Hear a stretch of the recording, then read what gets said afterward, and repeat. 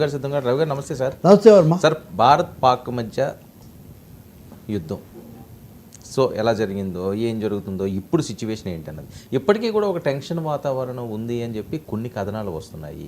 లేదు ట్రంప్ మధ్యవర్తిత్వం ఇంకేమీ లేదు అని చెప్పి మాట్లాడే పరిస్థితి, అయినా కైవింపు చర్యలు చేస్తున్నారు.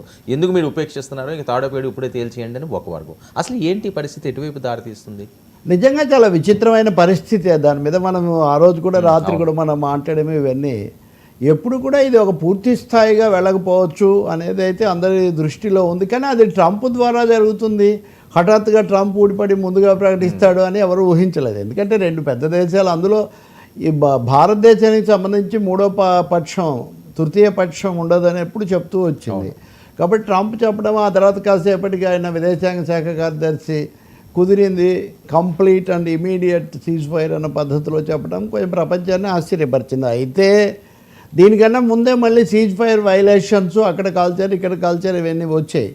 కాబట్టి ఇదంతా కూడా ఒక ప్రత్యేక తరహాకు చెందిన ఒక నిగూఢమైన అంతుపట్టని రీతిలో ఇది ముగిసింది అని చెప్పాలి. ముగిసిందా లేదా, ముగియలేదు, కరాచీ కాలిపోయింది, పెషావర్ పేలిపోయింది, ఇవన్నీ చాలా విన్నాం. యుద్ధంలో ఎప్పుడూ అవి ఉంటాయి అనుకోండి. Truth is the first casualty of war అంటారు. యుద్ధంలో ముందుగా ఎవరి పక్షం వాళ్ళు చెప్తుంటారు. కానీ ఇక్కడ భారతదేశానికి ఇబ్బందికరమైంది ఒకటే, ట్రంప్ జోక్యం చేసుకోవటం, ఆయన చెప్తే మనం ఏదో విరమించామన్న వాతావరణం కలిగించడం. అది అయిన తర్వాత ఉపాధ్యక్షుడు జేడీ వాన్స్ ప్రధానమంత్రితో మాట్లాడడం, అంతకుముందు ఏమో it is none of our business అన్న పెద్ద మనిషి హఠాత్తుగా మోడీతో మాట్లాడడం ఏంటి. కాబట్టి ఇవన్నీ అయిన తర్వాత భారతదేశం పీఓక్ ఆక్రమిత కాశ్మీర్ విడుదల ఒక్కటే మా లక్ష్యం అని భారతదేశం ఎప్పుడు అది చెప్తూ ఉంది. కానీ ఈ మధ్యలో ఈ గజిబిజి తికమక తారుమారు మారుతారు, దీనికి ఎవరు కారకులు, ఎవరి గందరగోళాన్ని సృష్టించారు. యుద్ధం కాబట్టి ఇంతకంటే నేను ఎక్కువ రెండు దేశాలు సున్నితమైంది కాబట్టి మాట్లాడలేదు. కానీ ఇలాంటి పరిస్థితి మటుకు భారతదేశం గతంలో ఎప్పుడూ ఎదుర్కోలేదు. దీనికి కారకులు ఎవరు, కారణం ఏంటి అన్నది అయితే మనం చూడాలి. ఇంకా రెండో ప్రశ్న మీరు అడిగింది, ఇప్పుడు పరిస్థితి ఏంటి అంటే, సాయంత్రం 5 గంటలకు director generals of military operations DGMOల స్థాయిలో చర్చలు జరుగుతాయనే చెప్తున్నారు. ఈ 2 రోజుల నుంచి మిగిలినవన్నీ ఏమైనా కానీ చర్చలు నిలిపేస్తున్నామని చెప్పలేదు కదా. నిన్న అంతా కూడా సైనిక దళాలు వాళ్ళ ప్రతినిధులు, అలాగే పాలక పార్టీ ప్రతినిధులు, మంత్రులు రకరకాల వ్యాఖ్యలు చేశారు. ఏమని, మా ఆపరేషన్ సింధూర్ జయప్రదమైంది, మేము ఎవరో చెప్పినందుకు కాదు, మా షరతుల మేరకు మా టర్మ్స్ ప్రకారం మేము ముగిస్తున్నాం, ఇలాంటి ప్రకటనలు చేశారు. నిజంగానే 9 కేంద్రాల మీద దెబ్బ కొట్టడం అది కనిపిస్తూనే ఉంది. అదే సమయంలో కాశ్మీర్ సరిహద్దులో కానీ లేదా జైసల్మేర్ లాంటి దగ్గర వాళ్ళు వచ్చి ఆయుధాలు వేయటం, కాశ్మీర్లో ముఖ్యంగా ఆ సరిహద్దుల్లో చనిపోవడం, ఇవి కూడా జరిగాయి.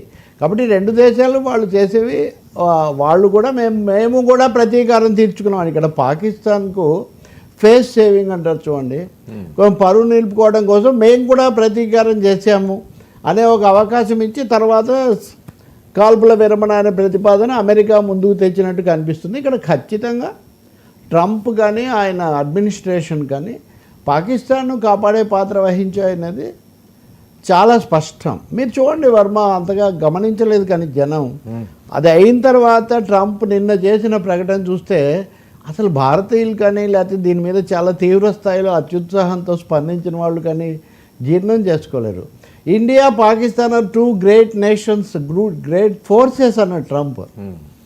ఈ విధంగా భారతదేశాన్ని పాకిస్తాన్ను మా స్నేహదేశం అది ఇది ఏమన్నా అంటాం వేరు.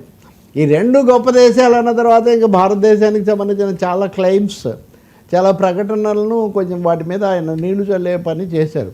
ఇందులో అమెరికా వ్యూహం ఏంటి అనేది ఒకటైతే, విశ్వ గురువుగా మారిన వాళ్ళం ఎందుకు విశ్వ శిష్యులుగా ఎందుకు అయిపోయాము అనే ఒక ప్రశ్న మటుకు భారతీయుల మెదడులను తొలచేసింది. ఎందుకు అది టారిఫ్ వార్ అయినా, అది మళ్ళీ వాణిజ్య చర్చలైనా, ఇప్పుడు ఇదైనా ఎందుకు ఒక్క మాట మీకెందుకు, ఉదాహరణగా ఇందిరాగాంధీ అప్పుడు నిక్సన్ అన్నప్పుడు, కానీ మొరార్జీ దేశాయ్ కూడా, ఇందిరాగాంధీ ఎందుకు, ఇందిరాగాంధీ ఓడిపోయి మొరార్జీ దేశాయ్ గెలిచాక అంటే మేము జనతా ప్రభుత్వం వచ్చినప్పుడు జిమ్మీ కార్టర్ భారతదేశానికి వచ్చాడు, అమెరికా అధ్యక్షుడు. ఆ అణు ఒప్పందం విషయంలో భారతదేశం సంతకం చేయట్లేదు, ఈ ముసలాడికి నేను అక్కడికి పోయిన తర్వాత చెప్తానని ఆయన మాట్లాడింది కాస్త మైక్లో వినిపించింది. అంటే అంత మొండిగా ఉన్నాడు మొరార్జీ దేశాయ్. మరి ఆ పరిస్థితి ఇప్పుడు ప్రపంచంలో ఎందుకు లేకపోయింది? దీనికి 2-3 కథనాలు ఏమంటే, పాకిస్తాన్ తెర వెనుక ఏదో బెదిరింపుకు పాల్పడింది. ఈ అణ్వస్త్రం అనేది ఒకటి ఉంది కదా ఇక్కడ, ఎటువంటిదైనా ఏ స్థాయిదైనా అణ్వస్త్రం అనేది అంటే ప్రపంచం ఇది అవుతుందని. కాబట్టి కారణాలు ఏమైనా IMF అప్పు కూడా ఇప్పించారు కదా. ఇప్పుడు ఒక విషయంలో అంటే ఏదో అనుకోవచ్చు, కానీ అన్ని విషయాల్లో కూడా అమెరికా ఎటువైపు ఉందనేది చాలా స్పష్టంగా అర్థమైంది. బట్ అయినా భారతదేశానికి అమెరికా కూడా సంబంధాలు అనండి. మోదీ ఈజ్ మై ఫ్రెండ్ అని మొదట అన్న ట్రంప్, తర్వాత బోత్ ఆర్ మై ఫ్రెండ్స్ అన్నాడు మళ్ళీ. అంటే ప్రతి విషయంలో ట్రంప్ ఏదో పిచ్చోడి చేతిలో రాయి అది ఇది అని కొంతమంది అంటారు, కానీ వాళ్ళు చాలా అనాలోచితమైన వ్యవహారం. ట్రంప్కు తన ప్రయోజనాలు, తన దేశ ప్రయోజనాలు చాలా బాగా తెలుసు. సో ఆయన అవన్నీ చెప్పాడు. ఏదైనా ఒకటి కదా వర్మ, యుద్ధం జరగాలి, రెండు దేశాల ప్రజలు దెబ్బతినాలని ఎవరు కోరుకోరు. అది అర్లియస్ట్ సాధ్యమైన.